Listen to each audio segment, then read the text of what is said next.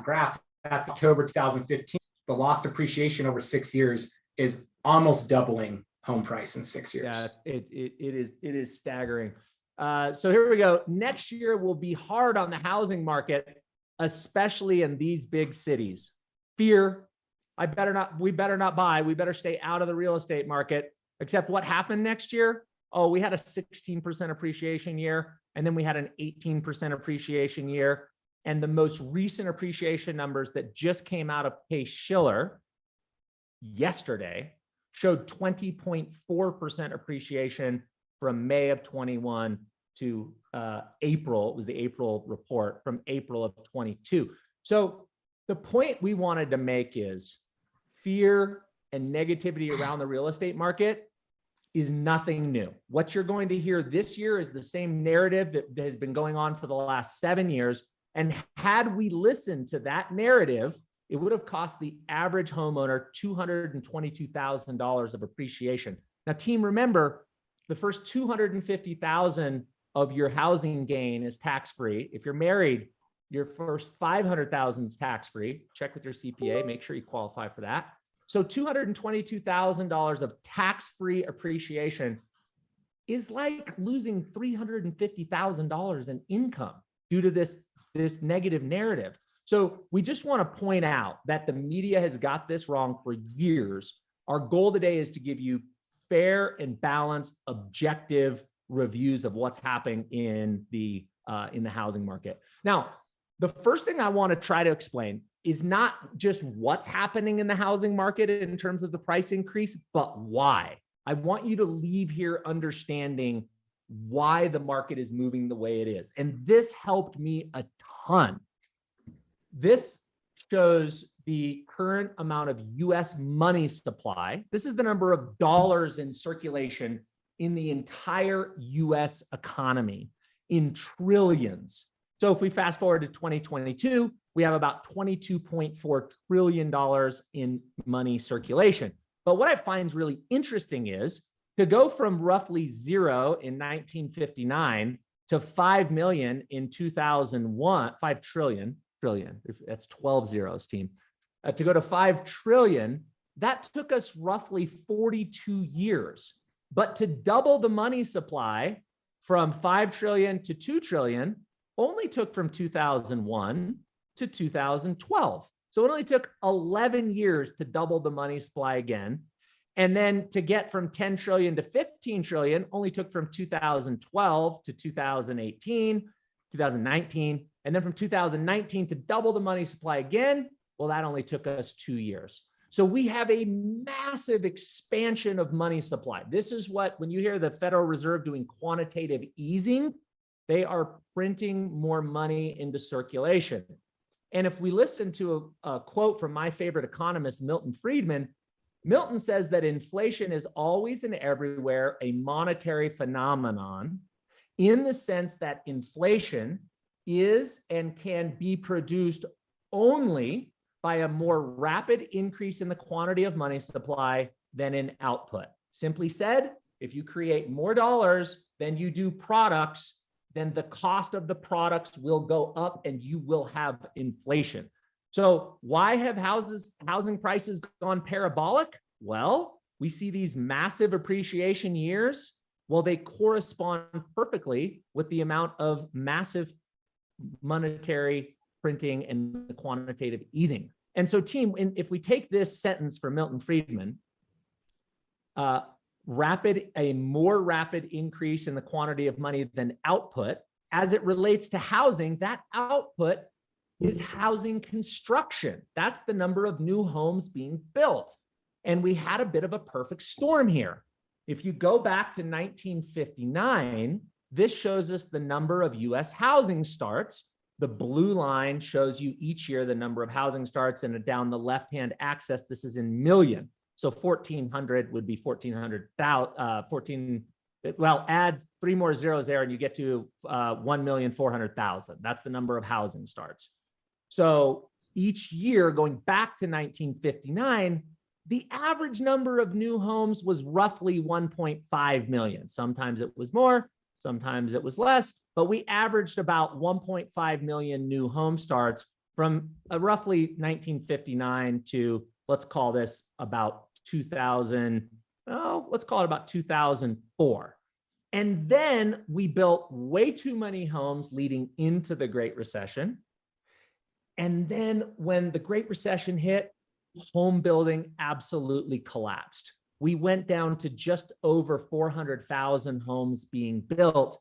That's a million short. That's 1,100,000 short of what should have been built. And if you look back over now, what is really 13, 14 years, I guess 13 years, excuse me, you'll see that this number of years that we've been under building, we haven't filled that hole yet. And so we had the perfect storm. We had a rapid expansion of money supply. We had a reduced number of output or homes being built. And as a result, we saw this parabolic move in housing values that many of us couldn't explain. Many of us, even in experts in the market. I remember Jake and I'll introduce Jake and turn it over to him in a few minutes here. Feel free to interject, Jake. But Jake and I would have many conversations going, we can't believe how fast the housing market is moving with appreciation and how low inventory is. But this starts to make a lot of sense once we look at it in this way. I want to go back to the fundamentals of why home values go up or down. And this is true with any asset team. It has to do with supply and demand.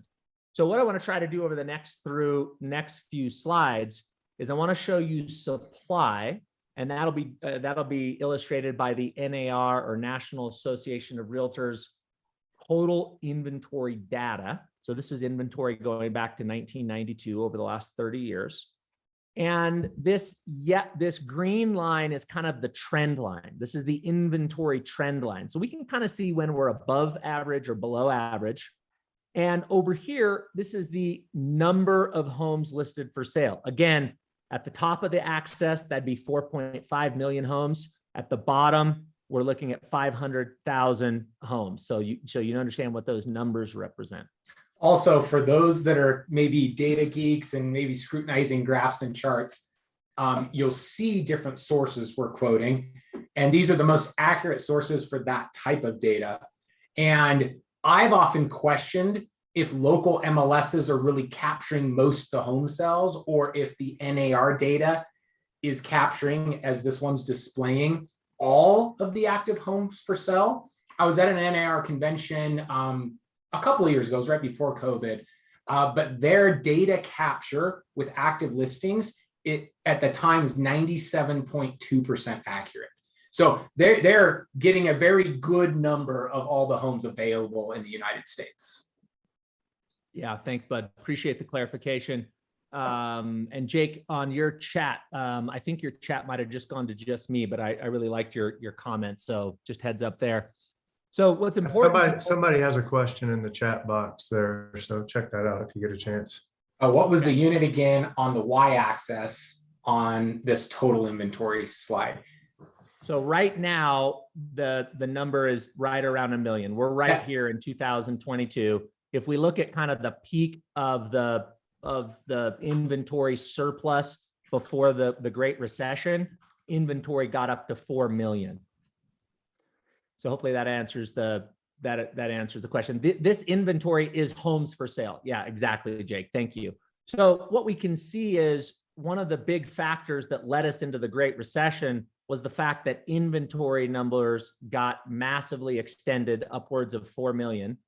And currently we're in a very different place. But what I want to do is I want to show you a couple of different graphs, and I'm going to overlay them. Now, this is year over year U.S. house appreciation. The red line indicates zero appreciation. So your house value didn't go up, your house value didn't go down. That was a zero appreciation line. And we can see after the Great Recession, we had a drop nationally, more in some areas, but nationally home values were going down at a rate as much as 10% per year. And if we fast forward to today, we have home prices going up, according to the last Case-Shiller, 20.4% over the last 12 months. But here's what's interesting, team. I want to explain those slides. If we overlay these two slides, it's going to give you massive insight to what drives the real estate market. Josh, go back real quick before you show it. Yeah. All right, guys, just pan over to 2020 to 2022 and look at that spike. I cannot tell you, because Salt Lake looks very similar. I'm in Utah. I cannot tell you how many times I've showed a last 2 or 3 years appreciation graph with just this data to clients, and people immediately throw their hands up and like, oh, bubble's gonna burst. Pricing's way up, too much appreciation. It's gonna burst. Look at that graph. So let me just set that premise, because I've found, you've all heard the kind of quote about statistics that you can skew them to say whatever you want to say, and that's what good salespeople do. Well, you can't really skew a lot of statistics brought together that tell an accurate story. And if you only have one, you can come to some crazy conclusions. Yeah, great point. The question in life is always compared to what? And that's what we're going to show you here is if we lay these graphs over one another, this is a lot to take in. So let's start at the basics here. Inventory is the black line, all right? And on the left axis here, you have the number of homes listed for sale. So we can see that, if we go to, just for example, 1998, we had roughly 2 million homes listed for sale, just so we understand that. And the blue line is appreciation. Now, again, the green line is our trend line for inventory, and the red line is the zero appreciation line. Now, this gets a little hairy, but you're going to be able to figure this out super, super quick. If we go back and look what happened in the Great Recession, we saw inventory go up to 4 million homes, and we saw home values or appreciation go down. They have an inverse relationship. Typically, when there's oversupply, you're going to have sellers that need to reduce their prices, and that causes us to have negative appreciation. In this case, in the Great Recession, that's exactly what happened here.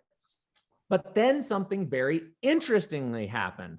We started to see this black line, or the inventory, dive. We got below 2.5 million homes. We got below the trend line. Remember, the green line is the trend line for inventory. And as soon as we blow below the trend line for inventory, now we're talking about, 2 million homes-ish listed. This up and down, team, this is seasonality. There's always more homes for sale in the summer. There's always less in the winter. It happens every single year. So as soon as the black line, which is inventory, broke below the green trend line, we start to see pretty incredible appreciation. We're at 5, 10%, all the way up to 20%. So here's the big point I want to make with this data. This market is different than 2006, 2007, because in 2006, 2007, you had this massive buildup in inventory of 4 million homes for sale, as compared to today, and we have about 1 million homes for sale there. So that's a very different, and it's the lack of supply that's one of the factors that's causing this massive appreciation. Josh, let's address a question that I just answered. So a great question was, what changed the last 2 years with respect to the market to see that spike in appreciation other than low interest rates? And I think Josh just nailed it on supply and demand. And that is the big economic factor. That's what economists, that's what the news dive to. But I made a response that there's also the other side, not necessarily the data-driven side that you can put your thumb on, but I can tell you, being in the streets, and I'm still actively in the streets. In other words, I'm still actively selling homes in Salt Lake City, and I hear what consumers are saying. And COVID, shockingly as that sounds, COVID actually exacerbated the shortage of supply and appreciation. And you might ask why, but consumers decided they want to own instead of rent more during COVID. They decided they want to have more privacy and upgrade the larger yards, or went back to, there's NAR data to back this. In the last 2 years, the average home size, square footage wise, has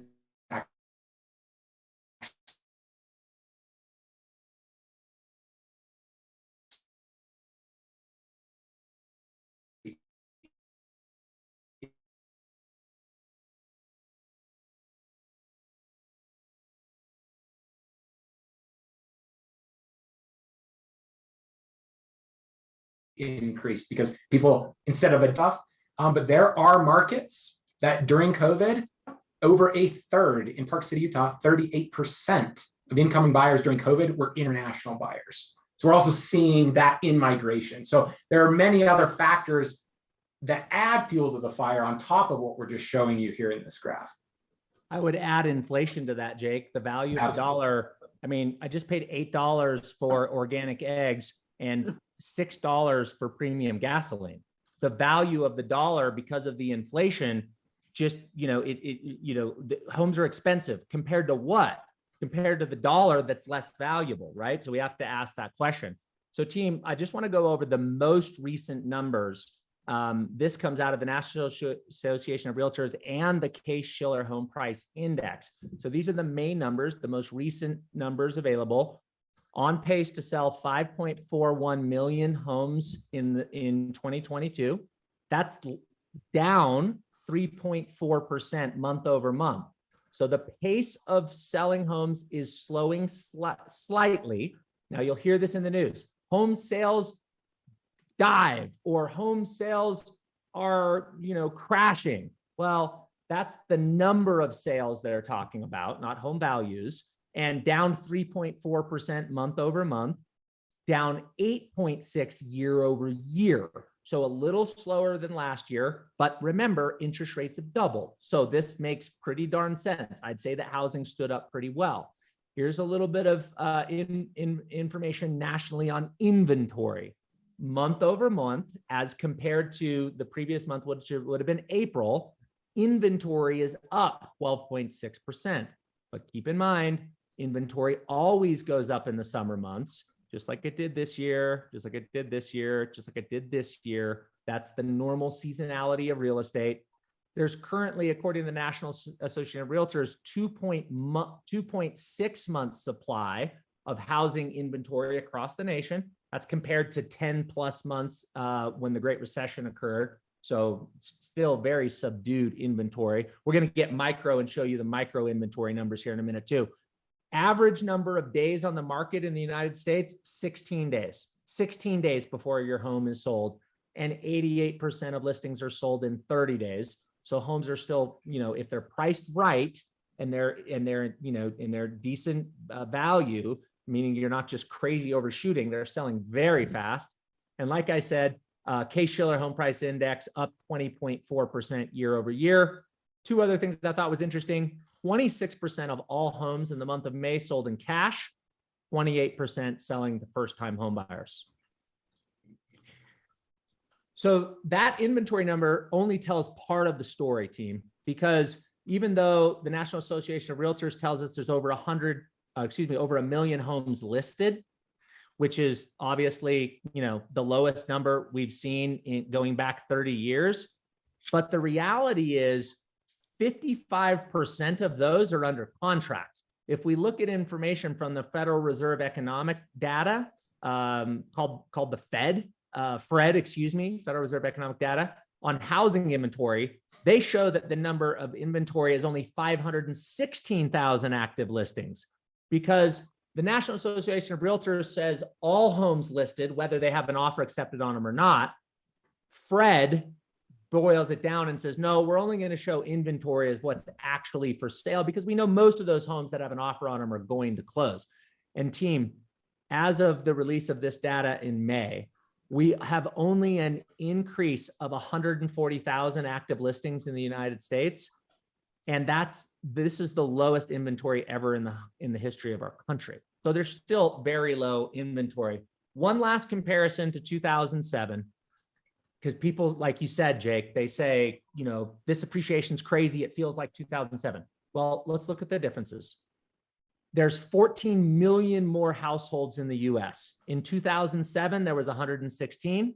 In 2021, there was almost 130 million households. So we have 14 million more households, but we have 3 million less homes for sale. Instead of 4 million inventory, we have 1 million inventory, and 55% of that million inventory is already under contract to be sold.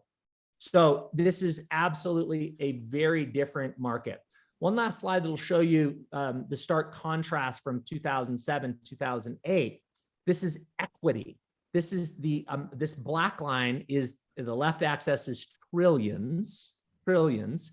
And this is the amount of household equity in the United States. There's $40.6 trillion. Excuse me, let me rephrase that, team. I'm sorry.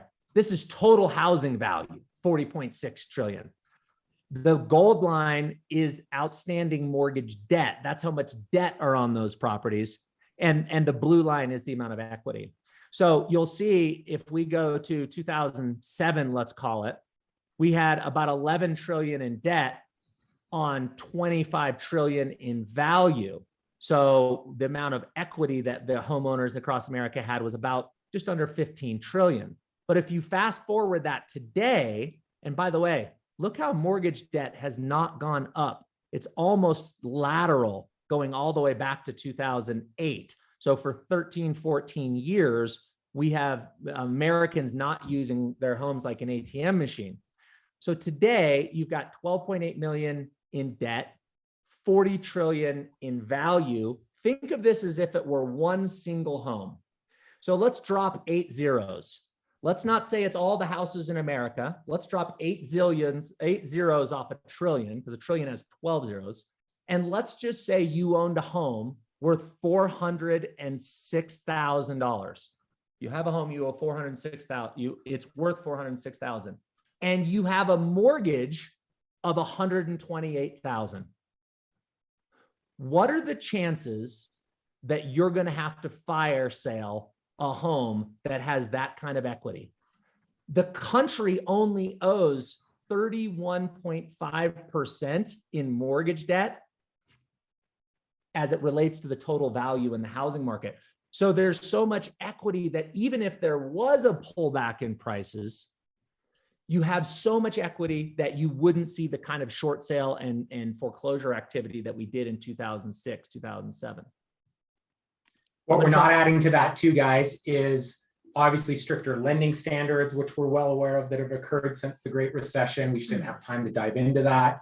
And also the consumer habits that we learned during the Great Recession. And as Josh kind of skimmed over, people not using their homes as much as an ATM. One other thing, about a third of the homes in America are owned with no debt. So that is only factoring homes with debt, and they're lightly leveraged, but a third have no mortgage. Yeah, very well said, Jake. And to your point around lending standards, that's exactly what this slide speaks to, Jake. And if you go back to 1999, we have this housing credit availability index, which is put out by the Mortgage Bankers Association. And it analyzes for us the amount of risk in the mortgage market as it relates to the product risk and the borrower risk. So let me give you what that means. Let me explain that. Product risk is the old type of loans there was before the Great Recession. It was a negative amortizing loan. These were available where you could pay less than the amount of interest that was accruing. So instead of your balance going up or down each month, your balance on the loan would go up each month. Sometimes they had 2-year fixed periods of interest rates with those low teaser rates that would then catapult up, but they had 3 or 5-year prepayment penalties. So the value of your debt was going up each month because of the negative amortization. And if you tried to sell or refinance, you had a huge prepayment penalty. Loans at this time didn't have to prove income, didn't have to prove assets, didn't have to have very good credit. I say you either had to be able to fog a mirror or spell your name, but not both. Either one of them would have got you in a mortgage at that time. So there was a lot of product risk. And then we had borrowers that were taking on a lot of risk because they were overstating their income. They didn't have good credit scores. And so if we look back after the crash, now there's no product risk. Why is that? Because you get a 30-year fixed, a 15-year fixed, or maybe you get a 10-year ARM, but it's fixed for 10 years. There's no prepayment penalties. You have plenty of times to sell the home or refinance out. So there's no product risk anymore. And the borrower risk is very low. And you'll see that through even back to 2008 here, credit standards have actually tightened, not loosened since the Great Recession. So the indebtedness, that 12.8 trillion in debt in the country. It's not toxic debt. It's amortizing debt. The balances go down every single month. And that's why you're seeing the, the discrepancy between the debt and the equity. Jake, I'm going to leave it this last slide, and then I'm going to tee you up, buddy. This is cumulative real estate appreciation going back to 1991. So just over 30 years of appreciation. And I'll kind of leave you with this quote. I was doing a podcast interview with Brian Grimes, who's the CEO of a national real estate investment firm. And he said to me last week, he said, those who buy and wait become wealthier than those who wait to buy. And I thought, oh my gosh, what an easy way to say it. Those who buy and wait are wealthier than those that wait to buy. And if we look back over the last 30 years, 290% appreciation in California, 230% in New Mexico, 290 in Texas, 556% in Utah. So over the long term, if you buy and wait, you'll always do well in real estate. But Jake, let me turn it over to you real quick. I have to do my disclosure so I don't get turned into the division of real estate. There we go. Check that box. I'm going to turn it over to you, buddy, and take it away. Perfect. Thanks, Ben. Just a very brief history. So you maybe have some more confidence in the data I'm sharing. Been doing this 20 years, managed 2 luxury brands. I'm a national public speaker for Berkshire Hathaway. I've also ran a few committees, one of them being what's called the Rethink Council, which is the top 20 under age of 35 producers in the national network. And I was on that group and then led that group for 4 years. So I only bring that up because it gives me real insight on a macro level. And obviously, I do believe in my local market, and on a micro level, I'm an expert in the market. And I like to tell people that both Josh and I do put our money where our mouth is. In other words, we are investors in real estate, and we've kind of covered the gamut of any possible type of investment or asset class you can do in real estate. And we've made a lot of mistakes and learned a lot of lessons, but we are experienced from the streets as well as the books. Josh, if you can go to the next slide. I'm actually going to tee this one up by answering a question that was posted in the chat just a bit ago that said, will people upgrade their homes at 6% mortgage rates where they are now if they already have a 3% rate? And knowing that housing prices have spiked in the last 35% in the last couple of years, and consumer confidence is low. I think oftentimes people doing a presentation like this might just kind of gloss over that question. And I'm going to hit the nail on the head and address it, because I think that's the question that's on everyone's mind. I asked that question, like, who the heck is going to upgrade if they're already locked in at a 3% rate? I can tell you the short answer is yes, they still do. I mean, even in the Great Recession, which we all looked back to those numbers painfully, at the bottom line is people still bought and sold real estate. And I think the first question to ask when you're asking these kind of questions is, if you're a buyer, what is your purpose in buying? Are you putting on your investor hat? Is this purely for a return? Are you putting on your second homeowner hat, and this is going to be for vacation and a possible investment? Or is it your personal home? I can tell you, defining that makes people's decisions very drastically different depending on what you're trying to do. So in my market, yes, inventory compared to what it was June of 2021 is more than double. Okay, so if we pulled up a graph, it would show that same spike that gets everyone scared. And if you look at just that piece, you'd say Salt Lake's going to crash. But let me put that in grand perspective for you, and I'll just give you quick numbers because we don't have a ton of time. But in the Great Recession, we got to a point that there was over 10,000 homes on average for sale in Salt Lake County. Last June, we had 936, which was a 9-day supply of housing at the time. And this June, we have 2,020. Still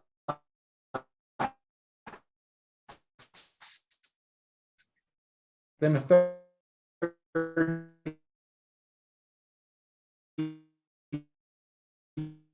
30-day supply. So although it's more than doubled, we needed that. Median price is now 40. That's 2 under contract, and more the inventory. We're still averaging 8 days on market, and that's not a skewed number, guys. That includes all sales, including luxury homes. And when we're talking just Utah, we are the #1 state for population growth. If you look at it in the last decade, this was 2011 to 2021. And just bolstering our market, if you saw the money that's being poured into our market, some of the largest construction projects in the nation are in Utah, including the expansion of our international airport, which will now be first or second Delta hub in the world, and our prison relocation and global logistics center. Combined, it's over 20 billion of development. The global logistics center is a big deal. There's only one other one that's in Chicago in the United States, and that allows, it's 800 acres large with another 1,300 developable acres for industrial buildings around it. And it allows shipping companies to port shipping containers off ships directly to these facilities and not have to sit at customs at a port in California or New York or these other locations, and bring them straight into Salt Lake City, Utah, and be quicker, because we all know that's a bottleneck for supplies right now. And that's another thing that's hit us and what's risen pricing during COVID. Just a few other key unique things about our state. There's many ways to say it, so I didn't want to pull up all this data. Some of the top ones that I like are at the bottom with gross state product, population growth, and business growth rate. But suffice to say, there are many different ways in which Utah ranks top 5 states in the nation for population, business, estate growth product. And one other thing I just kind of threw in here as a unique statistic. During this recent softening, truth be told, I saw this coming a full year ago. Why? I do what's called data outlay for Berkshire Hathaway for the state of Utah. We have 31 offices. I track every month what's going on. And last June of 2021 was the first month over a 6-year period that I saw unit sales in Salt Lake City decline from where they were same month in the prior year. First time. And I went, And then when that happened in July, August, and September, I said, it's not a blip, this is a trend. And the reason news and business owners were not talking about it at that time was simply because home appreciation had kept the amount of sales volume, the total amount of real estate flowing through these companies at peak all-time highs. So no one really thought about that. So yes, true, sales are down. And as everyone's wisened up the last 90 days and gone, what is happening? Or is the sky falling? Or price is about to implode? You can debate that, but I've often heard people say, well, no one dare touch luxury or this high-end luxury. I can't tell you how many times I've heard in the last couple months that it's going to blow up, it'll implode, no one will buy. Well, this is in the last 30 days, roughly 30 days, we had a record sell occur in one of our ski markets, 39.6 million for a ski in, ski out property. I'll keep answering questions, but that's all I got for you in Utah. And I want to give the other panelists time for their local markets. Jake, thanks, man. Appreciate that. Super insightful. We're going to take it over to Alex Vasquez from Las Vegas, Nevada. Alex, great to have you with us, buddy. How are you? Thank you very much. I'm doing great. Thank you guys for having me. You bet. Do you want to kick off with a quick introduction and then I'll roll through your slides? Absolutely. So my name is Alex Vasquez. I am an agent here with Coldwell Banker Premier Realty. I lead 2 teams here, 2 real estate teams here in Las Vegas, Nevada. One of them new homes team, another one resale and development. I've been a Las Vegas resident for 31 years now. And recently, 2 weeks ago, I was awarded for the third time in a row, 40 under 40, top 40 under 40 Las Vegas realtor agents, just in time, because I'll be 40 in a couple of years. I was going to get kicked off anyway. And then I'm also part of the Latin Chamber of Commerce Board of Directors, which means I'm a heavy participant with all the meetings, what's going on, businesses that are trying to come to Las Vegas, and very active in that field. So that's my background, and we'll get started with some highlights for here in Las Vegas. So very similar to what Jake was saying in Salt Lake City, we also have had huge increase over 100%. And in our case, it's about 125% increase from June of last year compared to June of this year. Our current median home prices sits at $482,000. Our average price per square foot at $262, and average days on market for 15 days. We rank currently number 4 in the country for investors, large REIT activity. Pretty much every listing that my team and I put on the market, we're getting cash offers anywhere from $20,000, $30,000, $40,000, even above appraised value for those homes. Current building infrastructure and investments sits at 22 billion, which includes the Madison Square Garden sphere, which is for those of you that are familiar with Las Vegas, just behind the Palazzo and the Venetian. Fontainebleau, also on Las Vegas Boulevard, and Elon Musk and his Boring Company are building a huge underground tunnel transportation with all sorts of Teslas in between all of the strip casinos, going all the way to downtown and coming back south all the way towards the airport. So that's going to be really, really cool here in the near future. And Las Vegas Convention Center, we are now the top convention center city in the United States of America. Our recent notable openings or investments were Raider Stadium, which will host the Super Bowl in 2024, and Resorts World, which opened, and it's the largest and most expensive resort to date, sitting at $4 billion. For those of you that haven't been, come check it out.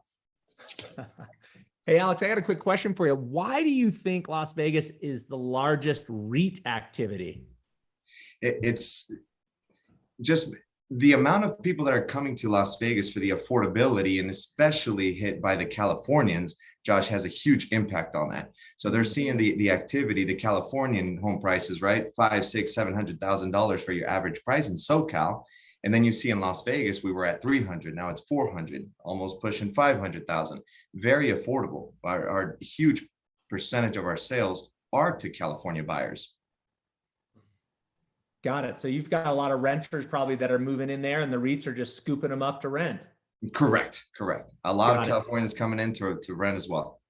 Makes sense. Our next Anything slide. else here that you want? Or you want me to go to the next one, buddy? Nope, I'm all done for this page. Thank you, Josh. And the next one, last 2 highlights. Moving destination will rank 2 for market relocation, only trailing Houston, Texas. You see all of the cities there on the left in the graphic. And recent highlights, one of my childhood heroes, Oscar De La Hoya, just purchased a $14.6 million home here in Henderson, Nevada, which is one of the 3 cities in our valley. It's in the southeast part of the valley. And we set the Las Vegas Valley home price record last year, also in Henderson, $25 million. There's yours truly taking a picture from the master bedroom and all of the strip in the back. And something that I did not add on here is Mark Davis, the owner of the Raiders, is also building a mega mansion. We don't have all of the details, but he purchased 2 single acre lots, so a total of 2 acres, to build a mega mansion that's going to be somewhat similar in architecture to the Las Vegas Raiders Stadium. So it's going to be pretty cool. Wow. And Alex, keep going, buddy. Sorry. No. That was it. That's also in Henderson. So Henderson, many of you have heard of Summerlin. Those are the 2 more exclusive communities. Summerlin is the top in the top 4 master selling plan communities in the United States, and Henderson is right up there as our 2 top communities to move to. Well, there's plenty of money still flowing into Vegas, it looks like. So thanks for that overview. That was tremendous. Really appreciate you and all the data. And thank you. I think we're going to take it over to Mr. Kyle Draper in Los Angeles, California. Kyle, how you doing, buddy? All right. I'm doing very well, guys. Thanks for having me. I run a team called Serene Team at Ambiance Realty. I also have some co-ownership of the brokerage Ambiance. We are at 11 agents currently, and we kind of have a niche with first-time home buyers. So it's an interesting market in Los Angeles. Could you skip to next slide, please? You bet. So we actually have seen fewer listings hitting just May 2021 to 2022, which is interesting. And median price point, this is just for Los Angeles City. So these numbers are going to be a little bit lower for like all county. This was just pulling city though. It was kind of tricky to add all these areas, pulling this data from the MLS. So these are very high price points, some of the highest in the country. 23 days on market. Now, our MLS, if you go under contract, there's different statuses, and one of the statuses, even when you're under contract, continues to count days on market. So that this number is skewed a little high because of that. So I would probably say that most homes are getting snatched up in probably about 2 weeks or so. And then we are starting to see right now some like the opportunity to get deals under list price. We're not seeing prices going down because, you know, there's a difference between obviously like if list is up here and it sells here, that's very different than, you know, the price is just trailing like that. But we are starting to see some opportunities, and it really is coming down to us. Could you go to the next slide, please? Yes. It comes down in Los Angeles to the fact that like we have just so many different micro neighborhoods. 107 is a figure that I pulled from realtor.com. And so it really just depends on what little pocket that you're in. A lot of the pockets that I work in, this would be like Northeast Los Angeles or Echo Park, Silver Lake, kind of near Dodger Stadium, if you guys are familiar. Those are still just red hot, absolutely on fire. Everything's going well over list, you know, maybe like it's not uncommon to see 140% over list still. But then other areas, especially if you get a little further out, maybe more like the San Fernando Valley, a little less like prime real estate, that's where we're starting to see a little more of the shift coming in here. And, you know, again, we're not seeing prices going down, but we're definitely seeing a different market from what we were coming out of the last 2 years, which in my opinion is a really good thing because buyers can actually get offers accepted on homes they like now. What a concept. Some other LA kind of factors in our market. SoFi Stadium, that is the Rams Chargers Stadium, is finally constructed. It is so cool. If you're in LA, I definitely recommend going to a concert or a game there if you can, because it is just state of the art. And so that's down in Inglewood, which has really transitioned to Inglewood big, especially if you're in close proximity to the stadium in Inglewood. You're going to see values just continuing to really boost from that. And then, you know, comparing Los Angeles to other markets throughout the country, we have incredibly tenant favored laws when it comes to rent control. And so that's where other parts of the country, you're definitely going to be able to get better cash flow because you're really limited to how much you can increase the rent in Los Angeles. You can't just like kick people out or anything like that. But the appreciation historically in Los Angeles is some of the best that you'll see in the country. So that's why it still is very desirable for the investor side to be focusing on Los Angeles. And then number 4 here, we've got a big push on living denser.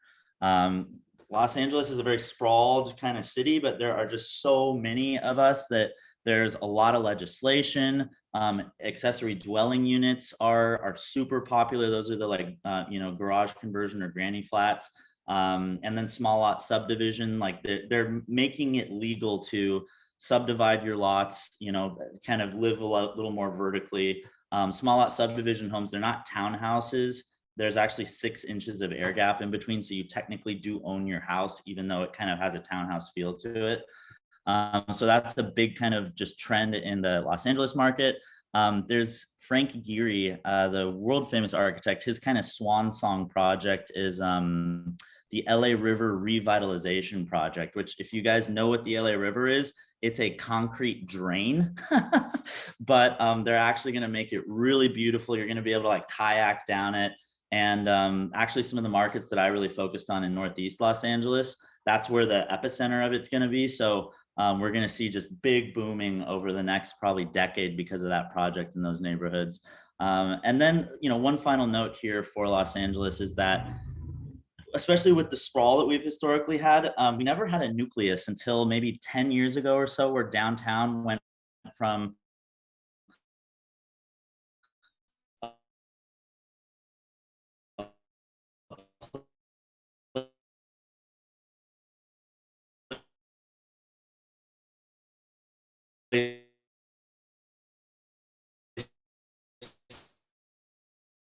where people would go to work, they'd have their corporate That jobs, was they'd go awesome, city. Kyle. I think you kind of answered one of the questions that was in the chat that Jake responded to as well, but I'll just read it. You know, Tracy said, with too many humans and not enough homes, two of the largest generations in history at the same time. I think she's referring to millennials and probably baby boomers. And based on birth rate, still 15 million millennials coming to market in the next 3 to 5 years. Where do you see affordability coming into play? And I think you touched on it there with your comment number 4, constant push to live denser, ADUs, small lot subdivisions, just more density is really the only solution that I'm seeing for more affordability. Do you agree with that? What else would you add? I do agree. I don't really know what else there is to add to it. I mean, that's just the only way that this is going to be possible is, you know, we're just going to have to be living closer with each other, because there's very few good developable land lots. So it's really more like working with what we have rather than, you know, just building, you know, with land that hasn't been developed yet.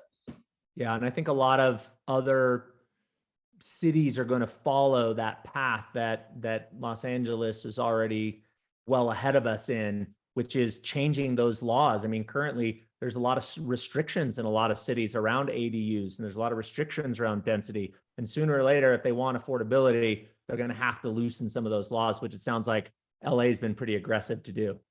Yeah, let me respond to a question from Aubrey real quick in the chat. Go for it. Talking about the great migration out of California. So I definitely see that. There's a lot of people who did not like politically how California handled COVID. We pay a ton of taxes for our lovely weather here as well. So, you know, we definitely have seen that. I don't have numbers offhand for that, but it's really not I'm not seeing it having any impact on the housing market, because again, we just have such limited supply and such high demand. So yes, there are people leaving, but it hasn't yet had an impact really on our housing market that I've seen. Great presentation. Thanks for the share, Kyle. That was really well-rounded. And we are over to Adrienne. Adrienne is in Albuquerque, New Mexico. Adrienne, thanks for joining us. Thanks for sharing and teaching us a little bit about what's going on in your neck of the woods. You bet, guys. Yes, Adrienne Baird here. I am in the hidden gem of Albuquerque, New Mexico. And I've been selling real estate here for about 14 years. And so I actually started during kind of the end when the crash was wrapping up. So I've seen kind of the ebbs and flows of what's been going on with real estate here. And I'm happy to kind of share what we're seeing. We're seeing some similar trends in perspective to your larger markets. We're a much smaller market. And while we have seen an increase in inventory over the last year, I think it is important to point out that we're seeing a pretty heavy increase month to month here in Albuquerque with our inventory. So while inventory is going up quite a bit each month for us, as it should, you know, with the start of summer kind of happening, we tend to see that. However, it's a heavier increase than we typically see. Our supply is still down a bit. We're looking at about just over 2 months of inventory. And our average days on market right now is 11. So we're still seeing things moving relatively quickly here. And then our median sales price is about $315. So that's increased from last year as well. We're in a bit of a smaller market. I loved how Kyle's is in the millions. I wish that were the case for us, but we tend to flip those a little faster. And I will say, to Jake's point as well, with the luxury market, I do a lot in our luxury market here in Albuquerque. And I have a listing currently at 1.6 million, and we just got an offer on that yesterday. So I am happy to present that even our luxury market is still cruising along. It's strong. We don't have quite the income stream here in our smaller market that you guys do in your larger markets, but we have still that market moving really, really well for us. And so that's nice to see as well. Our average sale price is also increasing over the last year. the pricing in each of our markets, and sort of like our sub cities are also doing the same thing. So if you want to cruise to the next slide, Josh, that would be awesome. Tell you a little bit about what's going on here in Albuquerque. We have our median price is increasing as well. Our average sales price is increasing. The important thing to point out here, what's happening in Albuquerque, is we have a lot of big things happening, which is really cool to see. We have some high-tech companies like Intel. They're doing massive expansions here, which is causing a lot of new jobs and new growth for Rio Rancho, which is just right outside of Albuquerque. Facebook just moved here recently, and they have a gigantic project happening, as well as the movie industry. We have a lot of incentives here in Albuquerque for the movie industry. So we're seeing a lot of investors here purchasing properties for executive rentals for the movie industry specifically. And all of those are creating a lot more movement to Albuquerque than we've seen in the past. So we're grateful to see that. We're seeing some, people moving out of our state due to various reasons, and we're seeing a lot of people moving into the state for various reasons. So I think we're seeing a good balance of good things happening here. I mean, even with the scare in the news and all of that, things are still really strong in our smaller market. So it's good. I love that. Adrienne, I'm going to throw one more question at you. I Yeah. was reading a couple of articles last week, and one of them was talking about price reductions, and that there's a lot of price reductions are on the rise. So in your market, tell me what you're seeing, or share with us what you're seeing as it relates to price reductions. Are those price reductions, if you are seeing them, so significant that it would bring the real estate values down, or is that just bringing sellers kind of down to reality? What are you seeing in your market as it relates to price reductions? Sure. Yeah, I'm happy to share that. I think we're getting back to a little bit more even playing field, kind of like Kyle was talking about earlier. So we are seeing some price reductions here and there. I don't have any statistics on exactly what those look like, but for the first time in a long time, we're seeing that. In fact, I even just I got a house under contract the other day for one of my buyers, and we actually were able to get some seller concessions for him. And I hadn't written an offer in about 2 years with any sort of, closing cost credit to speak of. So I think that's kind of cool that things are happening. And Cool. Yeah, I think really what it is, Josh, is a lot of these sellers are thinking, oh, the market's so crazy, we're going to price our properties at this price point. And so now we're just getting back to more of an even playing field and a more normal price point. And then their homes are selling. So the market's really speaking for itself. I don't think there's like a problem in that they're dropping the prices. I think it's just they're dropping them to a reasonable price point so that the homes can actually sell. Normalizing. And I know I speak for all of us, like, we don't want to see 20 and 30% appreciation rates. It's not healthy. It prices first-time home buyers out. We want to see a more balanced market, and we're slowly getting there. Although 2.2 months inventory, I'm not sure is quite balanced yet, but we're headed in the right direction. Exactly. Yeah. Thanks, Adrienne. That was awesome. We really appreciate you, and great job. Let's send it over to Chad Hedrick in Greater Houston, Texas. What's happening, my friend? Oh, not much, man. Thanks for joining us. You and Jake there, y'all have been able to help us continue our education, striving to be able to lead our clients the best that we can. So this was a very inspiring, and encouraging thing for us to see the silver lining and how things are skewed in the market. We know our local markets, but it's also nice to see what everybody else is doing and see, how accurate the media really is, and how they're picking, negative things out of specific markets to give us fear. And so that's what we faced a little bit, and we're facing, and that's how we started this here. I called you about 3-4 weeks ago. I said, hey, you know what? We want the public to know the real story. We want them to feel comfortable purchasing or selling a home. And so I'm thankful you guys were able to share time. So thanks, guys. Yeah, great job, everybody. Yeah, the Greater Houston market. So I serve the Woodlands and the Greater Houston market. I run a team of 9 called the Gold to Sold Group with Compass. and we office out of the Woodlands, Texas. The Woodlands has been a significant place because we're the world headquarters for Exxon, one of the largest companies in the world. And we are obviously a big oil and gas town.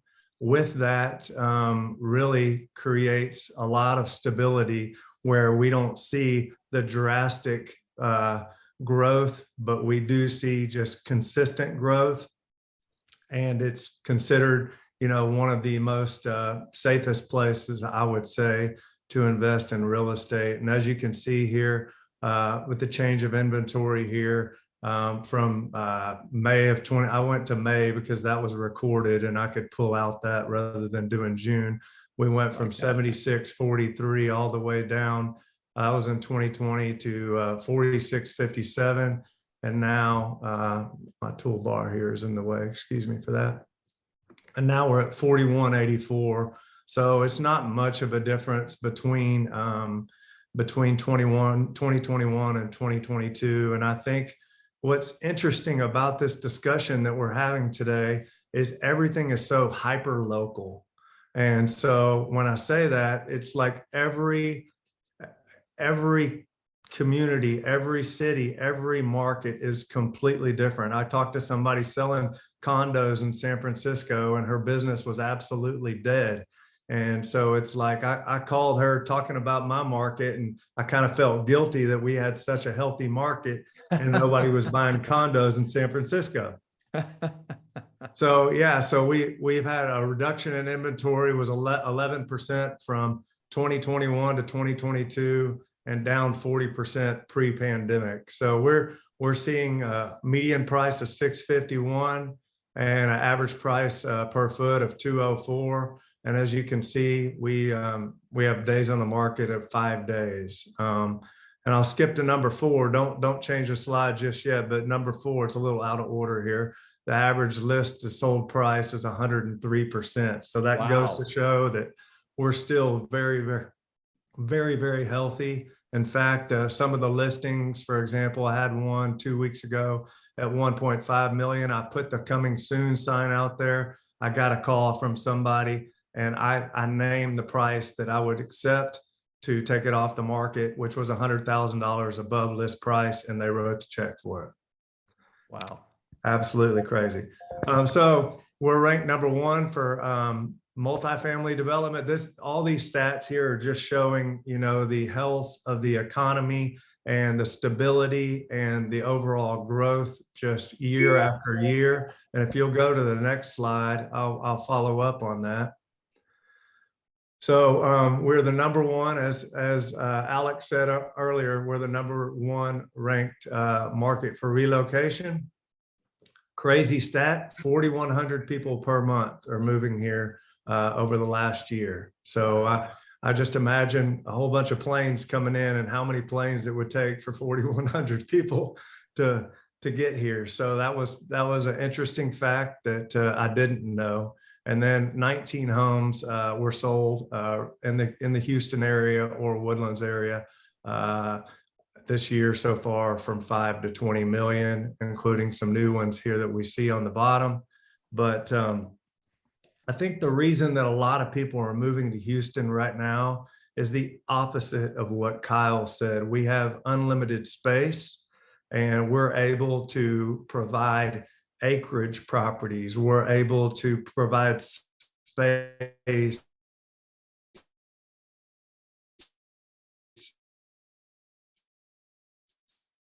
and we're able to give the best education, one of the best in the country. And then another thing is people are really following their political orientation.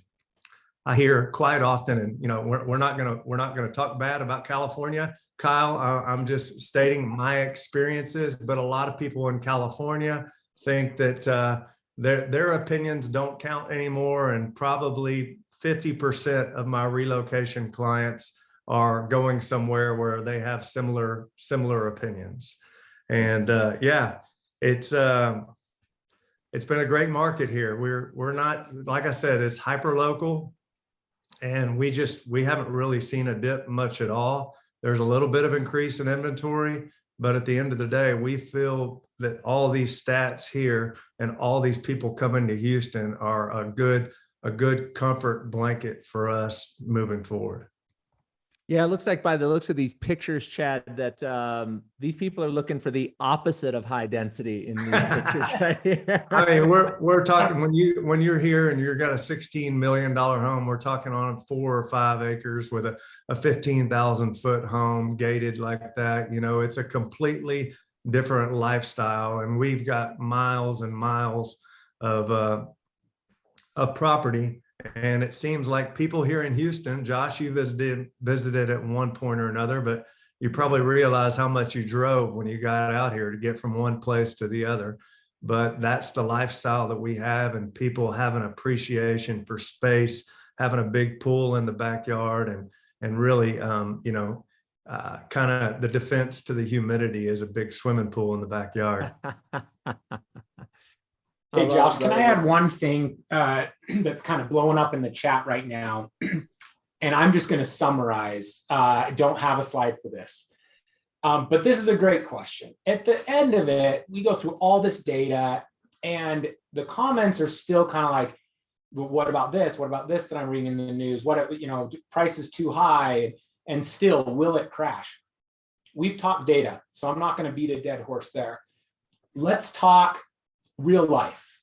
And here's what I've experienced with customers.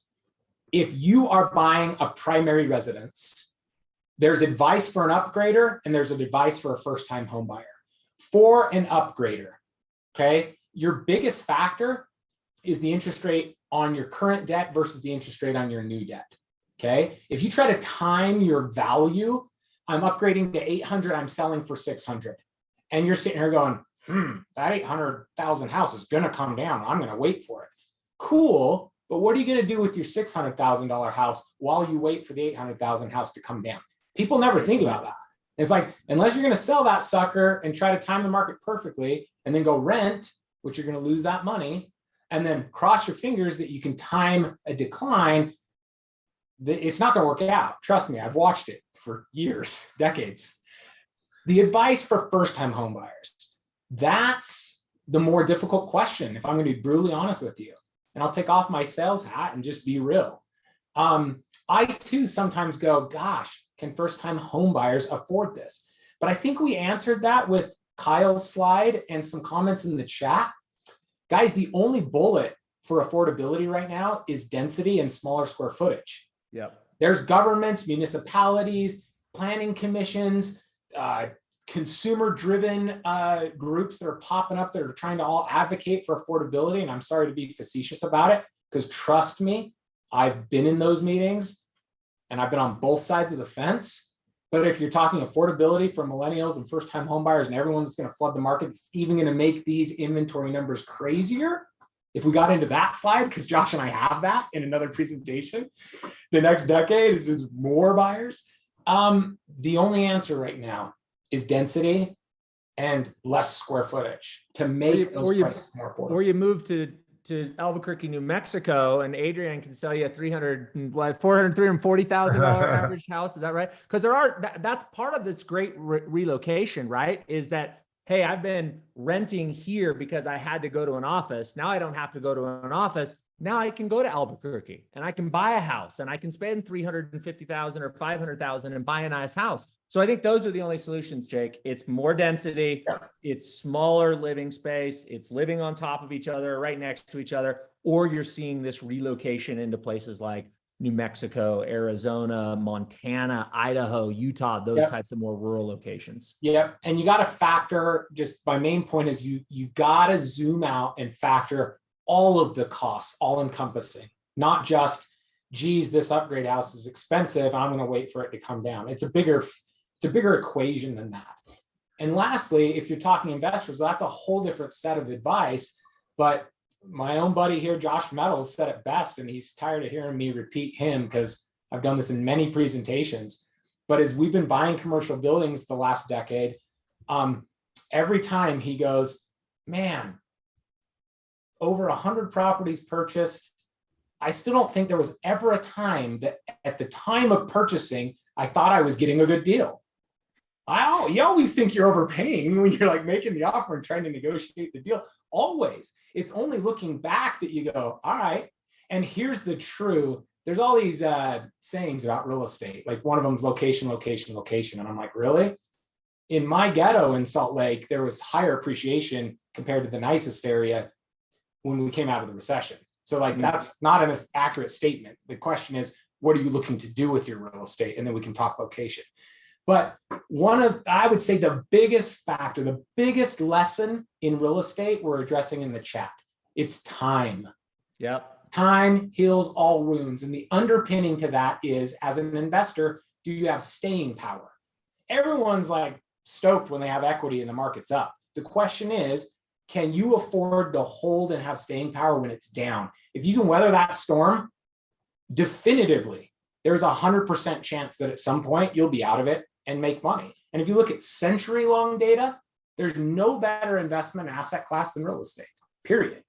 Well, just net it out, Jake. If you're going to live in your house for 5 years or more, or if you have an ability to buy that house and rent it out and have it a positive cash flow in 5 years, your margin of error is so slim. Like your chances of losing money if you got a 5-year time horizon is incredibly slim. If you have a year time horizon or a 2-year time horizon, that's more risky. The shorter the time horizon, the more risk you have. But if you have a long time horizon, timing the market is not the way to go. It's time in the market that is going to be the winning strategy. Team. Guys, I have one question for you. I was thinking about, and I heard something today, and from a mortgage perspective, I kind of want you guys to give some light on this. We're talking about going from 3 to a potential 6% interest rate. And with the market softening a little bit, rather than negotiating on price, and you have the chance to negotiate on close